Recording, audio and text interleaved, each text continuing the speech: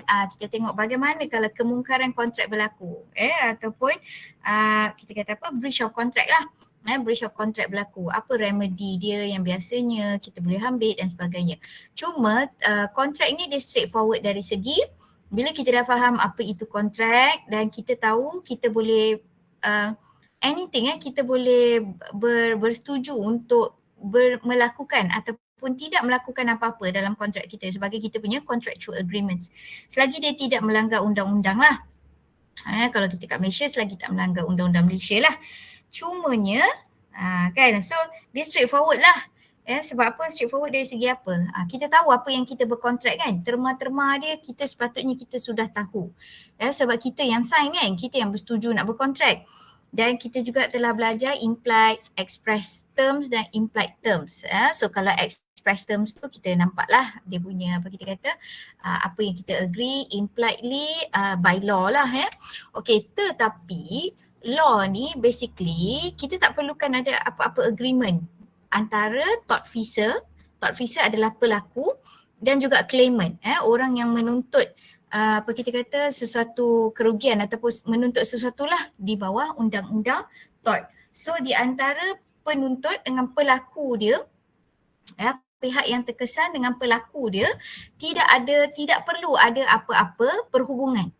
You might not even know that person, tetapi mengikut undang-undang you telah bertanggungjawab terhadap that particular person disebabkan you telah melanggar undang-undang yang disenaraikan di bawah tort. Dan tort ini berbeza dengan law of contract. Law of contract ni dia lebih kepada macam kalau you buat assignment pun kan, you akan tengok prinsip-prinsip yang banyak digunakan di dalam law of contract adalah basically kita kata common law. Tetapi law of tort ni dia lebih merujuk kepada civil law. Okay, so apa beza civil law dengan common law? So common law saya dah explain, common law ni basically dia berasal daripada UK lah kan. Kemudian overtime, dia adalah perkara yang dipersetujui, ada kesalahan-kesalahan yang berlaku, kemudian overtime dipersetujui. This is the prinsipal ataupun pendekatan-pendekatan dan bukan hukuman lah kita kata, dan pendekatan yang diambil sekiranya sesuatu pelanggaran kontrak itu berlaku. So dia lebih kepada common law. Tapi law of tort ni dia lebih merujuk kepada civil law. Civil law ni maksudnya antara orang lah. Civil law ni undang-undang sivil bila you bermasyarakat. Law of contract ni bila you berkontrak, you berjanji. Tetapi law of tort ni dia lebih merujuk kepada undang-undang sivil. Undang-undang sivil ni dia lebih kepada sivil kan. Bila you bermasyarakat, secara sivilnya apa? What is your conduct? Apa you punya perlakuan you yang sepatutnya. Dan bila kita kata merujuk kepada undang-undang sivil ni dia adalah codified. Perbezaan utama kalau kita kata antara common law dengan civil law, dia common law and civil law ni codified. Codified ni dia maksudnya dia ada reference tertentu. Dia memang dah tersenarai. Undang-undang 1, 2, 3 contohnya. Tengoklah kat mana yang you rujuk kan. Contohnya kalau you tengok dekat Europe, Europe dia akan pakai civil law lah kebanyakannya. So dia ada rujukan-rujukan tertentu. Whereby rujukan tu maksudnya kita create. Undang-undang tu kita kata okay, you patutnya jangan buat ini, you patutnya jangan buat ini. Tetapi kalau common law, kita kata tadi it's overtime kan. Overtime people agree, okay this is supposed to be what pendekatan ataupun this is supposed to be the compensation or what are the remedies to that particular breach and so on and so forth.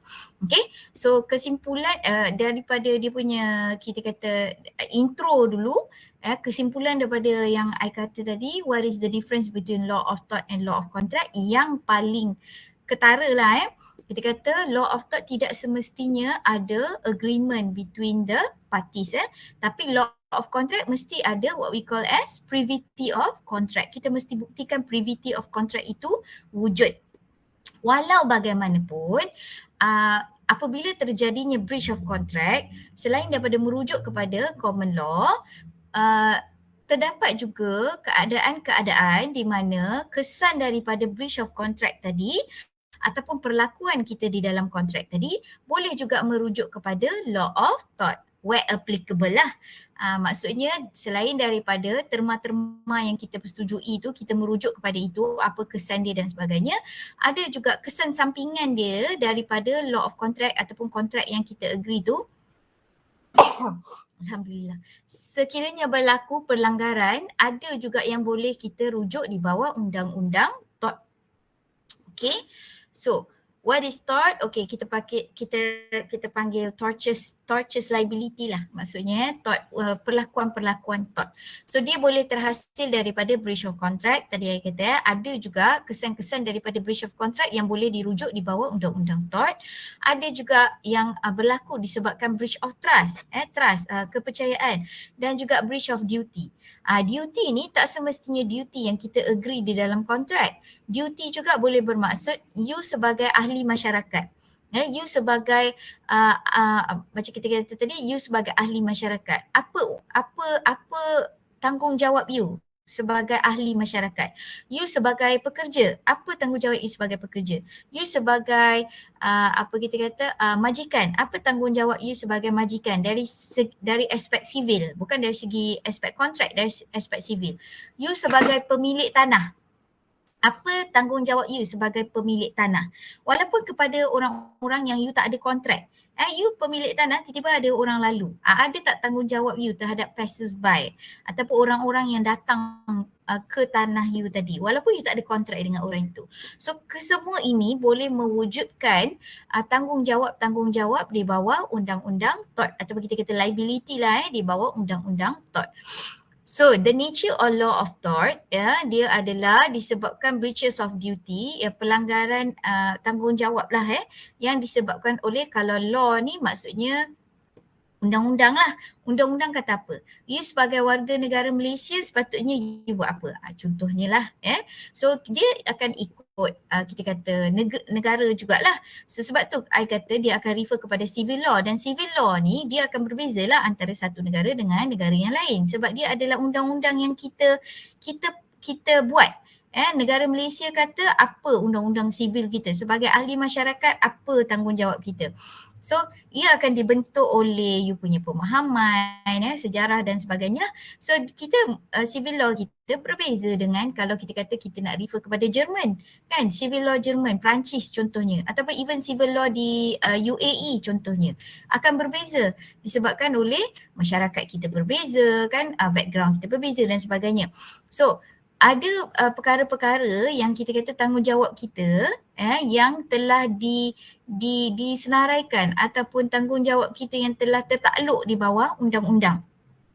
Dan juga selain daripada tu legal duty. Legal duty ni datang daripada contohnya kontrak lah.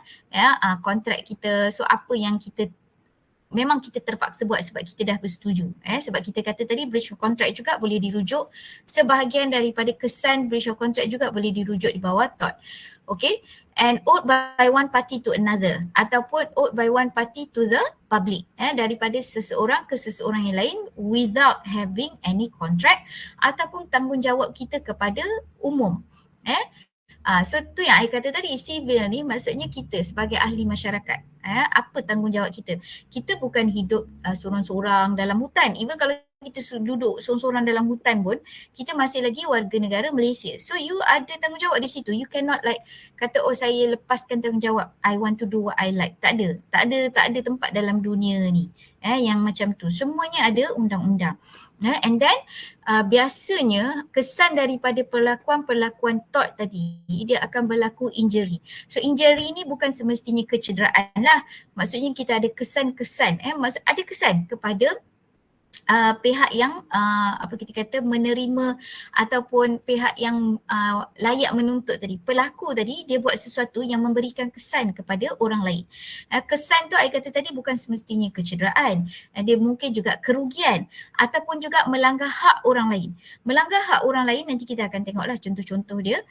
Melanggar hak orang lain. You ada satu hak, orang lain melanggar ataupun mencabuli hak you. Kita kata mencabuli lah, kan. Maksudnya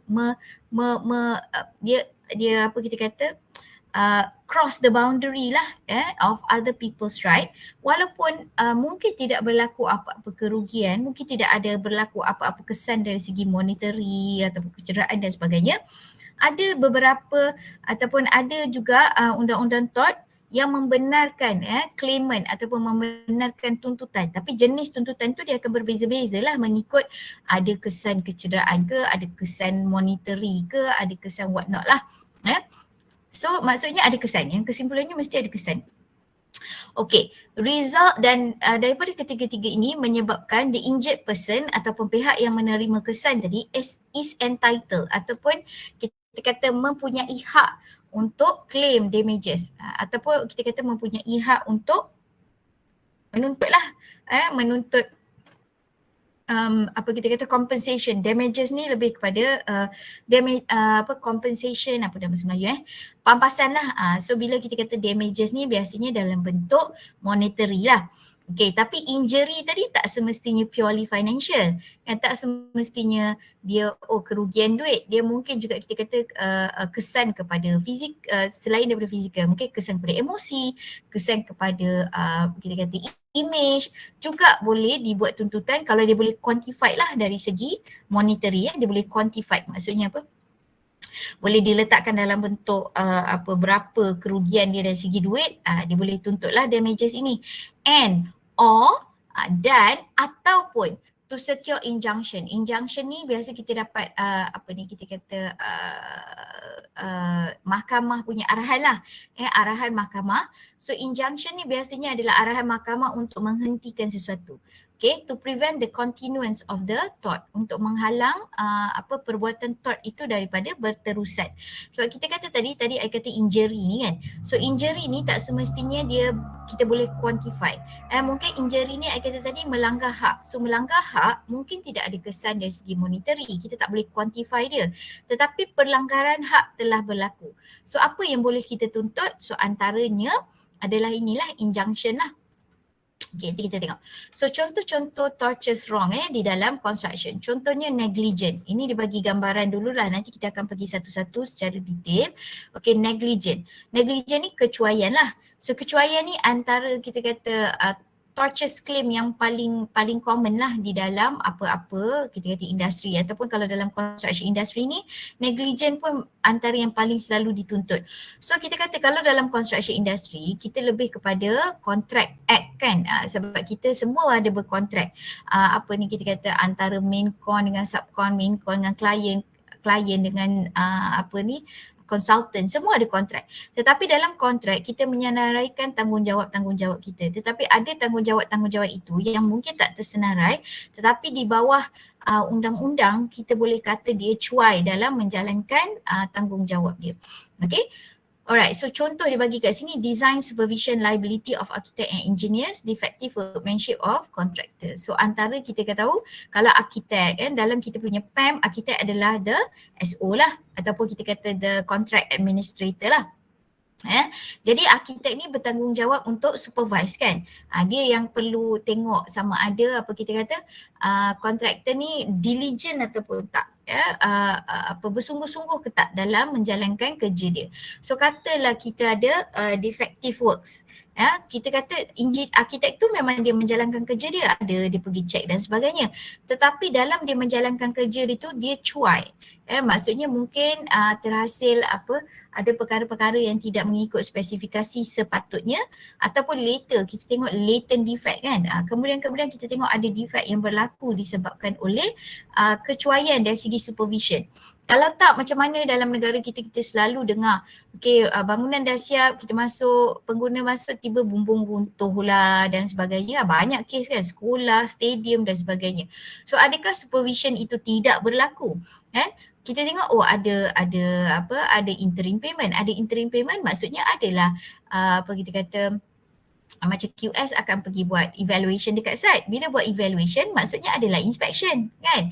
Ada inspection maksudnya perkara itu berlaku, proses itu berlaku, tetapi pihak-pihak yang melakukan ataupun menjalani proses itu mungkin cuai, terlepas pandang dan sebagainya. So kalau dari segi profesional kita tak boleh kata kita terlepas pandang. Dia tertakluk di bawah tanggungjawab profesional you. Apa yang dikatakan you sebagai profesional?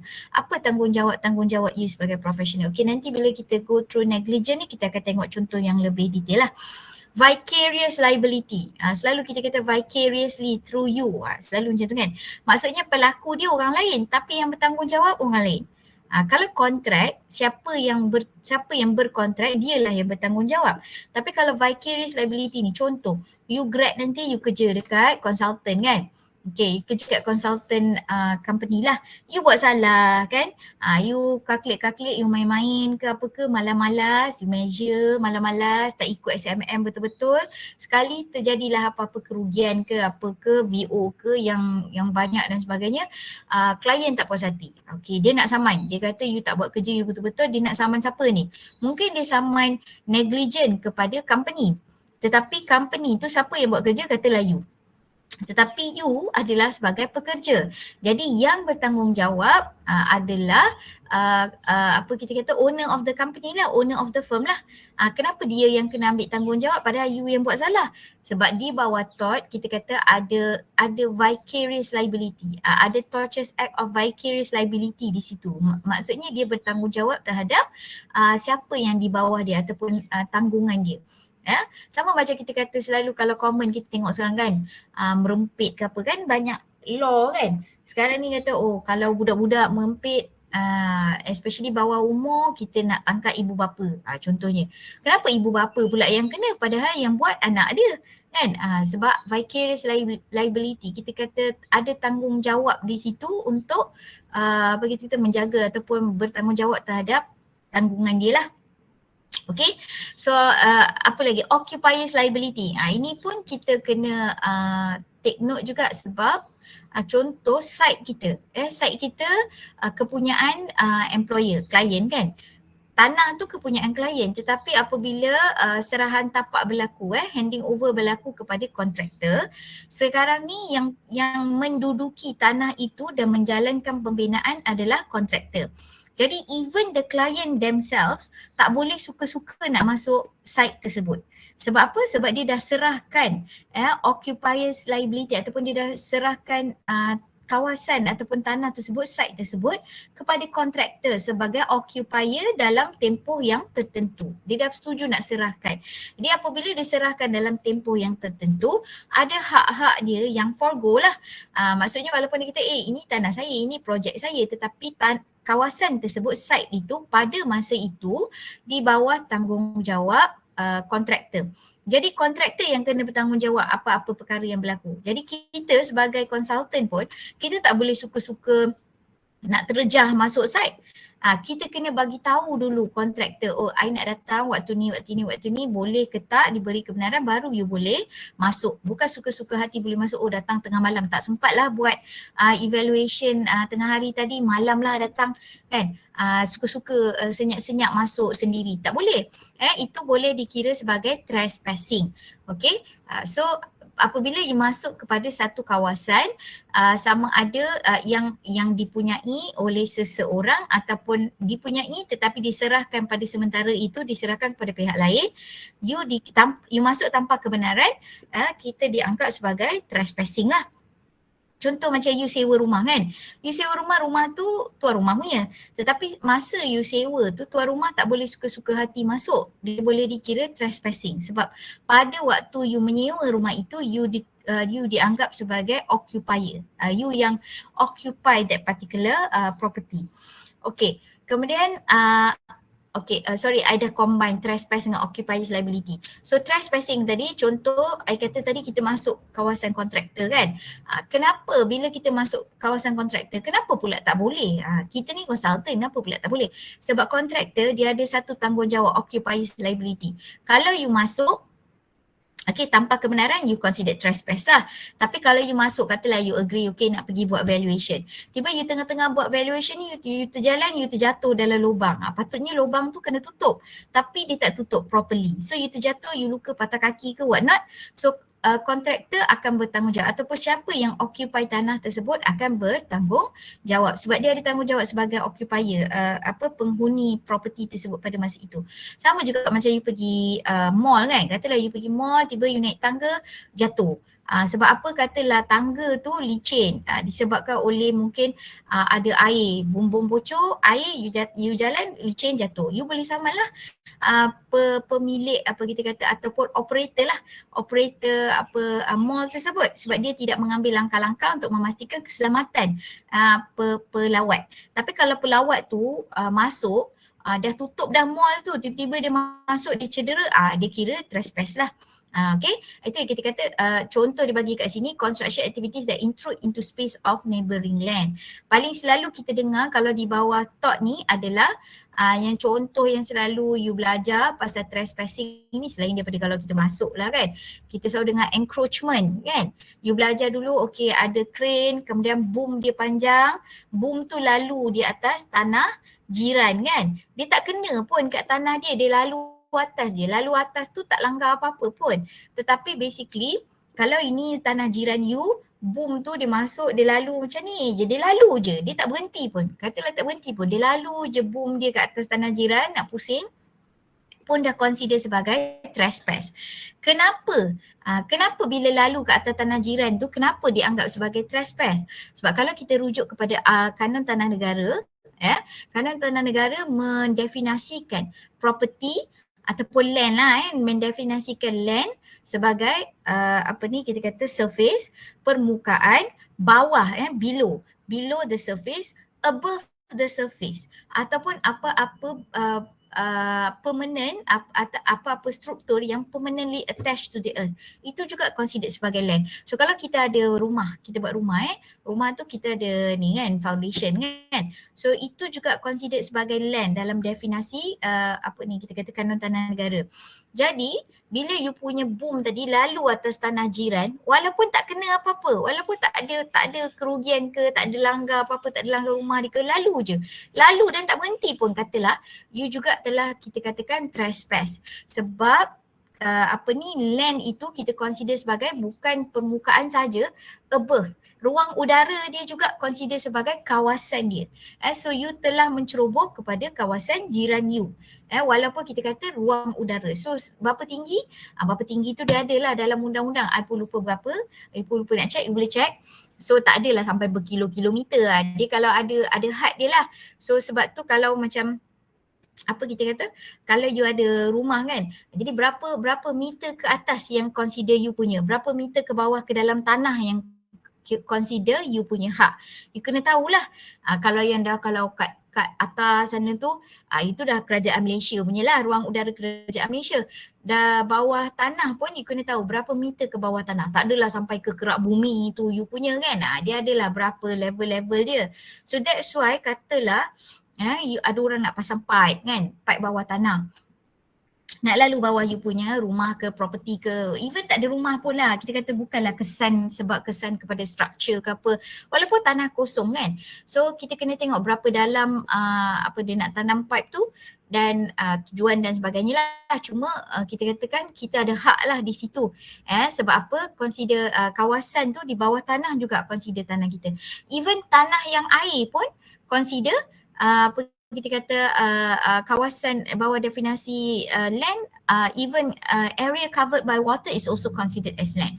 So katalah you nampak ada lombong, ada lombong, you pun campaklah batu, bukan apa pun you campak batu, pun tak boleh sepatutnya. Sebab apa? You dah trespass, you dah meletakkan sesuatu yang foreign, yang di luar kawasan tersebut, you baling ke dalam kawasan dia. Itu juga boleh consider sebagai trespass. So kita kena tahu benda-benda ni, kita tak boleh kata oh saya tak tahu. Kan, ignorance of the law is no excuse. Kita tak boleh kata saya tak tahu jadi saya tak bertanggungjawab. So that is not an excuse. Okay, sebab tu kita kata tadi bila taught dia undang-undang sivil, kita sebagai ahli masyarakat kita kena ambil tahu sebab kita hidup dengan orang lain. Kan, kita bukan hidup kita seorang-seorang. Kalau even seorang-seorang dalam hutan pun ada syarat-syarat dia kan. Okay, jadi kena ambil tahulah. Okey, yang kemudian nuisance. Nuisance ni adalah gangguan. Gangguan apa? Biasalah kalau construction ni macam-macam gangguan dia kan.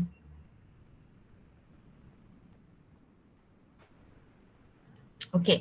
So kalau gangguan construction ni macam-macam lah. Bunyi, bau, gangguan udara, apa lagi? visual ataupun kita kata pemandangan, kan semua construction ni boleh kita kata boleh create lah that nuisance. So tapi yang paling selalu kita dengar kalau construction ni bunyi bising kan, ataupun gangguan apa lagi, gangguan macam apa kita kata gangguan jalan raya kan, you boleh nuisance juga. You buat kerja dekat depan rumah orang, repair jalan lah contohnya kan, repair jalan. Jadi setiap time you nak buat kerja, orang sampai tak boleh keluar rumah. Gangguan lah kan, mengganggu kehidupan seharian dia. Gangguan ni, nuisance ni dia lebih kepada you mengganggu enjoyment dia. Maksudnya you mengganggu orang tu untuk hidup dalam enjoy lah. You mengganggu keselesaan dia pun kita boleh consider sebagai nuisance. Bunyi biasa piling lah kan, piling orang duduk rumah kata bising lah ni sebagainya kan. Ataupun kita kata bau kan, asap, banyak sangat asap daripada construction ni. Ataupun kotor kan, kotor jalan raya, kotor dengan apa ni kita kata, sebab tu kita ada wash through lah kan, sebelum lori keluar kita kena basuh dulu tayar dia dan sebagainya. Jadi ini semua boleh menyebabkan gangguan kepada penduduk sekitar lah. So nuisance ni selalu kepada penduduk sekitar lah yang terkesan disebabkan oleh kita punya construction activity yang mengganggu kehidupan seharian dia. Itu kita boleh consider sebagai nuisance. Okay, kalau dalam thought ni, bila kita nak kata adakah orang tu negligent, adakah wujud vicarious liability? Betul ke ada vicarious liability antara employer dan employee ni? Betul ke apa ni kita nak tengok apa liability, apa tanggungjawab occupier, contoh macam kontraktor tadi sebagai penghuni tanah tersebut semasa construction. Betul ke kita dah trespass? Macam I kata tadi, kita punya boom lalu kan, ataupun you jiran lah paling common sekali kan, jiran you tanam pokok, sekali dahan pokok you tu masuk kat rumah jiran.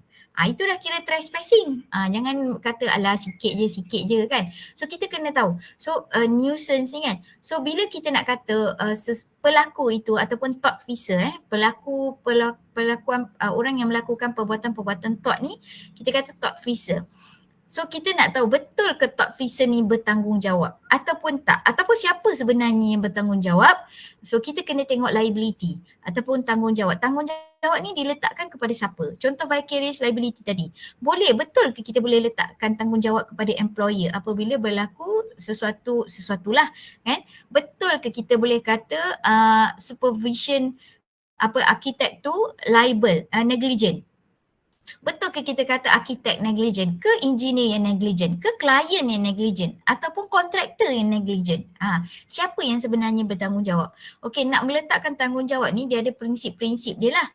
So prinsip-prinsip ni biasanya kita refer kepada case Ryland versus Fletcher ni. So Ryland versus Fletcher ni adalah kita kata household punya case lah, di mana bila kita nak melihat kepada liability, nak meletakkan liability itu kepada siapa, so selalunya kita merujuk kepada prinsip-prinsip di bawah case Ryland versus Fletcher. So nanti kita akan tengok Ryland versus Fletcher kata apa, jadi baru kita faham ni sebenarnya salah siapa dan apa. Mungkin semua orang salah kan, kita kata mungkin kalau berlakunya nuisance contoh kan, so mungkin klien salah, kontraktor salah, engineer salah, mungkin tiga-tiga salah.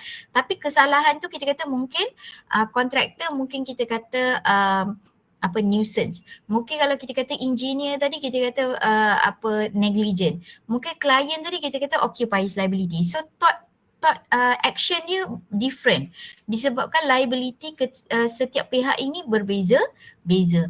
Okay, so tak boleh kata semua ni negligent ataupun semua ni nuisance, kita charge di bawah nuisance. So kita kena tengok liability yang wujud lah. Okay, liability in connection with building operations. Okay, apabila kita melakukan kerja-kerja construction ataupun building operation, sesuatu bangunan tu kan, operasi bangunan. So apa yang biasanya liability yang wujud di bawah tort? So for injuries to person employed in connection with building operation. So katalah you kerja dengan you pergi office lah you pergi office, kemudian bangun, you macam tadi lah I kata contoh you jatuh ke office. Jatuh kenapa? Kita tengok, jatuh ni sebab kapet ni dah terbuka jadi senang tersadung. Jadi kita nak kata siapa yang bertanggungjawab? So tuan punya bangunan lah, sebab dia ada tanggungjawab untuk memastikan, kita boleh kata dia negligent, dia cuai dalam memastikan keselamatan pengguna bangunan dia. Sama juga I nak terus pergi kepada nombor 3 ni, for injuries to the public or person, sorry, yang kedua, for damages to personal belonging to person so employed. Okay, sama jugalah macam tadi, you yang kena, kita kata injury to person. Ini damage to personal property. Kita bawa kereta, kita parking dekat office ataupun shopping mall, tiba bumbung shopping mall tu runtuh, kena kereta kita. So kita boleh kata juga pemilik bangunan itu negligent lah dalam memastikan keselamatan kepada harta benda orang yang kita kata person yang employed lah. Maksudnya apa beza dia di sini dengan yang nombor 3, kita kata to the public, person not employed. Beza dia bila kita ada employed dengan yang ni employed, not employed kan. Maksudnya dia memang ada direct liability, direct tanggungjawab. Dia kenal orang tu kan, sebab employed maksudnya employer dengan employee mesti kenal kan. Maksudnya ada kaitan lah. Tetapi yang person not employed tadi ni kita tak kenal. Maksudnya siapa-siapa je. For injuries to the public, person not employed in connection with building operation. Yang I kata tadi, contoh kita pergi shopping mall kan, tiba-tiba kita jatuh sebab ada air rupanya bumbung bocor sebab maintenance tak bagus contohnya. So kita boleh claim pemilik bangunan itu negligent. Tapi kepada third person lah, maksudnya orang ni dia tak kenal tapi pun dia kena bertanggungjawab. Yang beza dengan person employed, damage to personal property belonging to person employed ni kita kenal kan. Maksudnya dia nak kata apa kat sini, thought ni sama ada you kenal ke, you tak kenal ke orang tu, you ada tanggungjawab. Macam kat sini you ada tanggungjawab, kenapa dia kata negligent? Sebab building operation maksudnya orang yang mempunyai bangunan lah. So kalau you ada bangunan yang open, yang orang lain pun menggunakan, sama ada you kenal ataupun you tak kenal, you ada tanggungjawab untuk memastikan keselamatan bukan sahaja kepada diri that person, orang yang you kenal ataupun you tak kenal tu, tetapi juga kepada dia punya harta benda lah. Itu yang dia kata not employed in connection. So sama ada kita boleh charge negligent kepada building owner ataupun occupier's liability, sebab dia tuan punya bangunan kan. Okay, for damage to personal property of the public kita boleh consider sebagai nuisance. Contoh to the public, ini beza dia to the public ini person, orang, kepada awam. Contoh kita punya site, okay, lori keluar tak basuh betul-betul dan sebagainya, kotorkan jalan raya kan. Itu adalah kita kata kotor tu ada kesan lah kan, kotor jalan raya jadi habuk naik. Jadi bila pengguna jalan raya pakai semua kita kata habuk yang teruk, ataupun kita kata kita buat construction, kita tak ada silt trap yang bagus, jadi kita kata dirt ataupun lumpur-lumpur, sampah-sampah daripada site kita masuk ke longkang, tersumbat longkang. Sebab itulah benda-benda ni semua, sebab itulah dalam preliminaries kita very important. I duk kata tadi basuh tayar lah, kita ada apa dalam prelim? Kita ada wash through. Kalau kita tak nak sampah-sampah daripada site masuk pada longkang, dia adalah kita sediakan silt trap kan.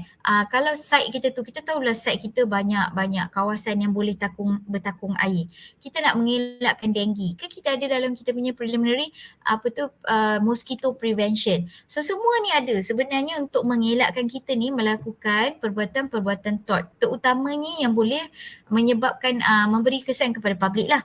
So kalau kepada public kita boleh kata nuisance. Ada lagi perkara-perkara yang kalau berlaku kepada public, dia bukan dah jadi tort, dia boleh naik kepada kita kata undang-undang jenayah pula, sebab you melakukan perbuatan tort ni tapi kesan dia kepada public, dia boleh jadi undang-undang jenayah pula. So it's not, kita kata bukan satu benda yang macam simple je, bukan macam tu. Okay, so kita kena ambil tahu dan ambil langkah-langkah pencegahan lah. Lagi satu thought ni dia akan tengok sama ada you ada tak ambil action untuk mengelakkan perkara itu berlaku. Contoh kita kata negligent ni tadi kan, nanti bila kita go through negligent kita akan tengok juga, tapi ada tak you ambil langkah-langkah supaya kesan daripada supaya kita kata kesan ini dapat dikurangkan ataupun kesan ini tidak berlaku. So kalau you tak ambil langkah-langkah, walaupun you dah tahu perkara itu boleh berlaku, you juga boleh dianggap sebagai negligent. You try sebab you dah tahu tapi you tak ambil langkah-langkah untuk mengelakkan perkara itu berlaku. Okay, apa lagi? Contoh dia kata damages or interference to adjoining or neighbouring land and buildings. So trespassing. Okay, trespassing ni tadi kalau kita kata trespassing, tadi I kata kita masuk kawasan ke ataupun encroachment ke. Kalau kita contoh kita buat foundation kan. Foundation kita tu bersandar pada foundation bangunan sebelah pun kita boleh katakan trespassing. So dia ada banyak sebenarnya ciri-ciri yang kita boleh katakan what is trespassing. So bukan kita ingat, I tak masuk kawasan dia.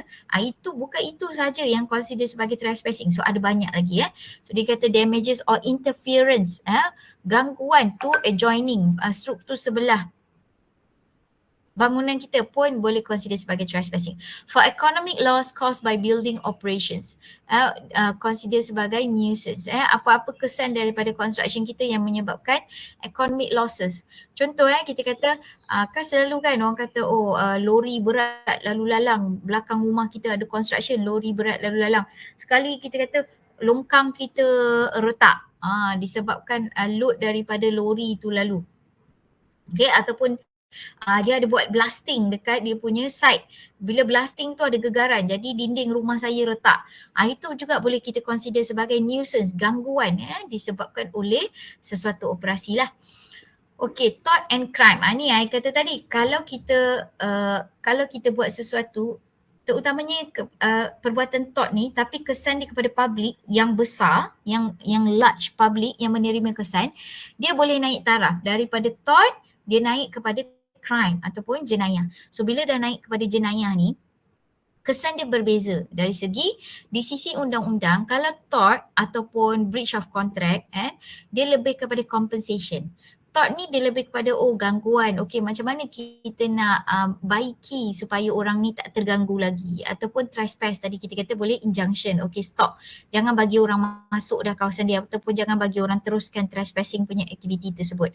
Tetapi kalau crime, dia lebih bersifat, so basically breach of contract, tort kan, dia lebih bersifat kepada compensatory, dia lebih kepada bersifat pampasan, pampasan lah, Tapi bila crime, jenayah, dia bersifat hukuman dia, hukuman ataupun kesan dia lebih bersifat hukuman.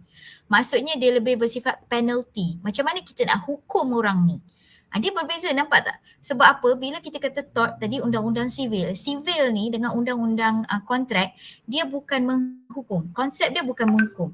Konsep dia lebih kepada compensate, membaiki, memberi pampasan, menjadikan orang itu baik semula, menjadikan contoh kalau dia kerugian, macam mana kita nak pastikan dia dapat balik macam mana kita pastikan dia tak rugi. So apa yang kita boleh buat supaya dia tak rugi, contoh.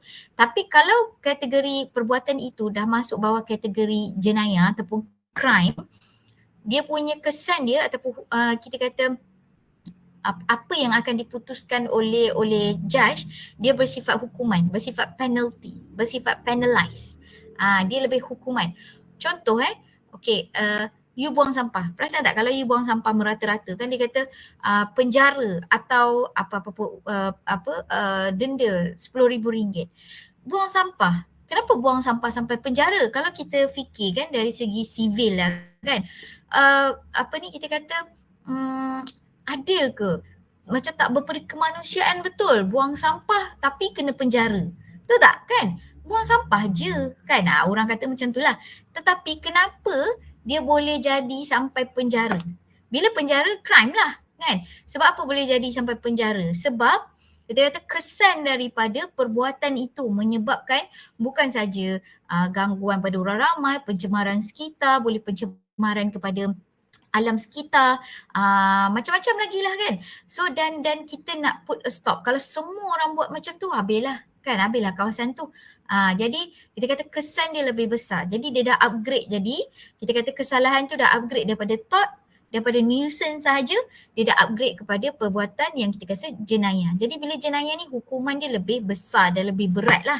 Dan dia bersifat penalty, bersifat menghukum berbanding dengan tort ataupun breach of contract tadi. So nature dia, kita kata dari segi liability dia, nature dia, tort ini civil wrong. civil wrong. Civil lah kan. Masyarakat civil ni kan kata-kata macam mana you ni tak ada civil betul kan. Apa ni kadang orang kata apabila civil ni basically macam bagaimana kita bermasyarakat lah kan. Okay, tapi crime ni dia lebih kepada offense, kesalahan. Dan bila kita to the public, masses yang ramai, kita boleh kata against the state, kepada kerajaan. Kepada kerajaan. So dia dah upgrade lah level kesalahan itu. Action dia brought by the injured party, okay, untuk menuntut atas kesalahan-kesalahan tort orang yang terkesan yang kena buat tuntutan. Tetapi kalau dia dah jadi crime, dia dah naik level kepada crime to the state, dia akan prosecutor, public prosecutor, pendakwa raya. Pendakwa raya yang akan ambil tindakan ataupun menyaman you lah. Kemudian parties, plaintiff and defendant. So kalau crime, prosecutor lah, sebab dia dah naik level jenayah kan. Terminologi yang digunakan pun juga dah berbeza. Purpose of law to provide method of justice. Ni kata tadi method of justice. Kita macam nak bagi nak compensate lah lebih keadilan. Oh dia dah rugi, macam ni kita nak pastikan dia tak rugi sebelum perbuatan itu berlaku kan. Who suffered losses. Tetapi kalau crime ni protect interest of the public. Kita nak protect interest of the public. Lebih ramai orang. Sebab ramai orang akan terkesan sekiranya perbuatan you ni tadi. Dan maintain law and order. Untuk memastikan undang-undang lah di upheld lah. And remedy dia compensation, remedy dia punishment. Sama ada denda ataupun penjara. Kalau tort ataupun breach of contract, you tak boleh ada fine, you tak boleh denda. You kata okay, tort tadi kan, apa contohnya, jatuh lah kita kata tadi kan, jatuh dekat shopping mall lah kata, tak nak, construction. Contohnya you lalu tepi construction site, tiba-tiba ada batu terjatuh daripada construction site, kena you. You ni passers by je, you bukan pekerja ke apa ke, you lalu je tepi construction site tu, terkena kepada you. Kita tak boleh kata dia melakukan jenayah sebab saya dah cedera, tak. Dia kata dia melakukan kesalahan, mungkin dia negligent dan sebagainya. Saya nak tuntut disebabkan kerugian saya, kecederaan saya ni, you kena bayar balik. Macam mana kecederaan saya ni? Saya kena pergi doktor berapa banyak, bla bla bla. Saya tak boleh kerja, ganti balik. Itulah. So justice. Tetapi kalau fine ni tadi, kan, contoh macam saya kata tadi buang sampah, boleh denda.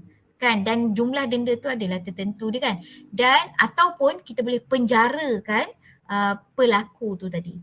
Okay, prosedur kalau tort adalah civil action lah sebab dia di bawah undang-undang civil. Kalau crime di bawah criminal procedure lah. Okay, mahkamah dia pun mahkamah civil, mahkamah jenayah lah, beza lah. So example dia yang tort lah, negligent, trespass, nuisance. Kalau crime, theft, murder, assault apa ni, assault tu lebih mencederakan lah. Ni yang besar-besar, theft, murder ni, kecurian, tak payah. Bagi contoh senang je, buang sampah kan. Kesedaran buang sampah sangatlah rendah di kalangan orang-orang Malaysia ni. Memang patut pun I setuju dia jadi crime. Okay, jadi ni dia nak bagi perbezaan lah. Okay, selain daripada tu, tort dengan kontrak tadi, kita kata kontrak dia kena ada privity of contract kan, di antara pelaku dengan claimant, claimant and plaintiff and defendant lah. Okay, tapi dia kata the same act can give rise to liability in contract and in tort. Tapi tu yang I kata tadi, ada juga sebahagian daripada kesan-kesan breach of contract yang juga boleh dirujuk di bawah tort. Contoh dia kata, okay, liability dari segi tanggungjawab. Okay, imposed by the law. I kata tadi undang-undang tort ni, dia undang-undang yang kita kata kita dah codified. Kita memang dah senaraikan bawah undang-undang sivil. Okay, kalau you tuan punya bangunan, ini tanggungjawab you. Kalau you tuan punya tanah, ini tanggungjawab you. Contoh kan.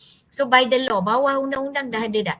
And duty is owed towards person generally. Soalnya kalau kita kata kesan daripada tort ni kepada person lah, kepada orang berseorangan, bukan kepada public.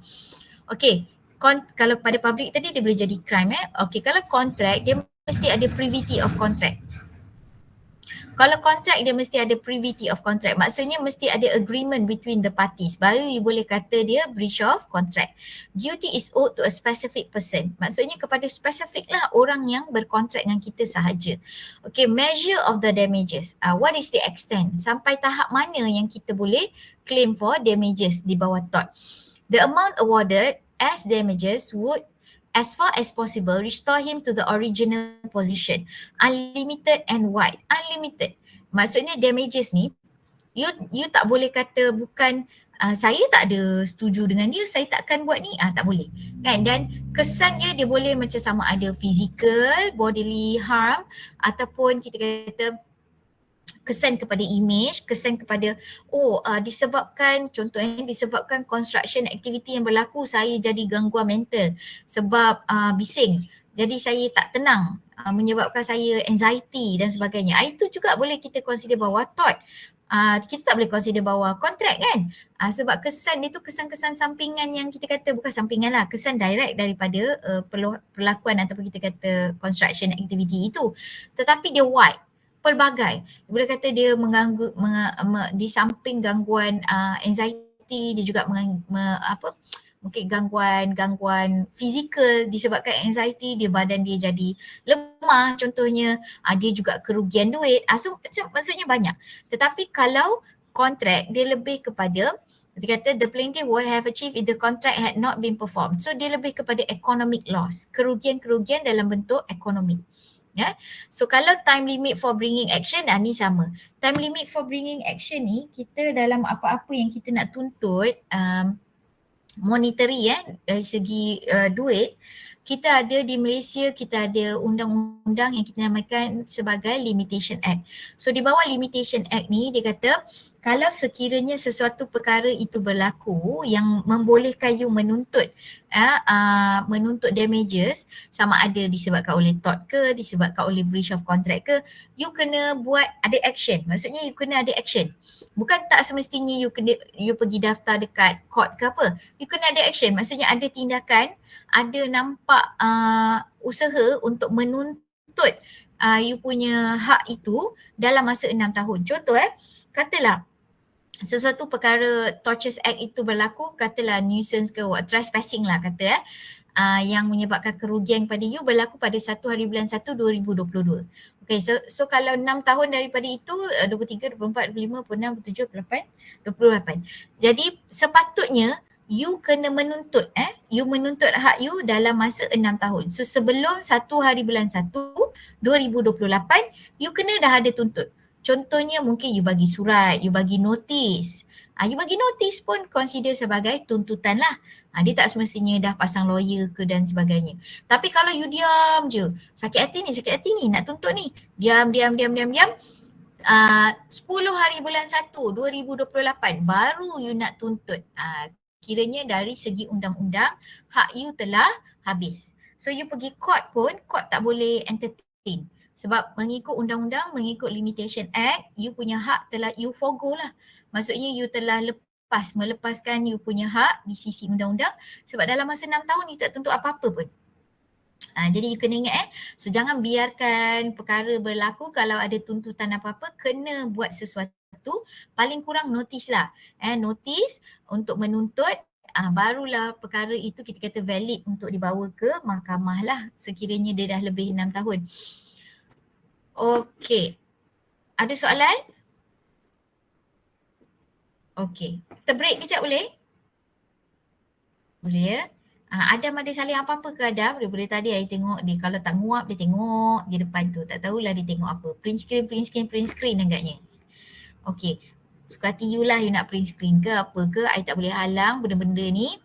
Cuma I nak ingatkan, menuntut ilmu ni dia kena menulis. Kan? Kalau kita baca, copy, paste, dia tak lekat lah dalam kepala. Percayalah cakap I. I bukan doakan. I cakap kebiasaannya. Okay? Okay. Break kejap. 5 minit, pukul 9 kalau I tak masuk